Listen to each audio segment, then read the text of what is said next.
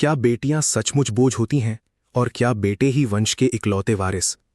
ये सवाल सिर्फ एक परिवार की कहानी नहीं, बल्कि सदियों से हमारे समाज की सोच का आईना है। इंदौर के एक घर में, जहां बेटे को वंश का कुल दीपक और बेटी को बोझ माना जाता है, एक भयानक सौदे का पर्दाफाश हुआ है। एक तरफ है ताई माँ, जो बेटे के जन्म पर शौर्य और बेटी पर उदासी को संस्थागत करती हैं। दूसरी तरफ है खुशबू और मोनिका, जो मजबूरन या शायद मजबूरी के नाम पर एक बच्चे के सौदे में शामिल हो जाती हैं। यहीं इसी घर में जन्म और परवरिश के बीच एक जंग छिड़ जाती है। पिता होने के नाते ब्रह्मचारी पूरन भी इस सौदे में शक के घेरे में है। लेकिन क्या ये सब सिर्फ इन माँओं की गलती है या एक गहरी सड़ी हुई सोच का नतीजा?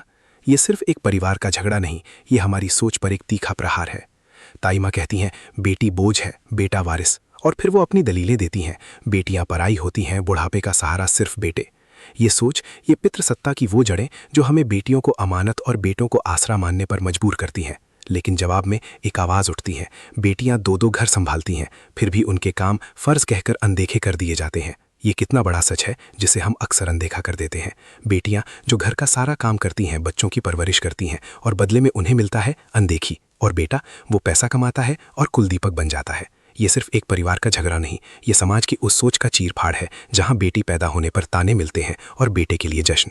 वो डर कि बेटी हुई तो क्या उसे वही प्यार मिलेगा।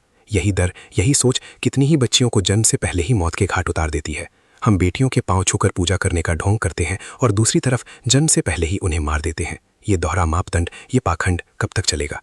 और जब बात आती है बच्चे के अदल बदल की, तो कहानी और भी उलझ जाती है। पूरन, जो उस बच्चे का पिता है, उसे कैसे अलग किया जा सकता है? लेकिन ताई माँ का तर्क सीधा है। खुशबू के घर वालों को बेटा चाहिए, तो ये उनकी परेशानी है, हम बेटी का बोझ क्यों उठाएं?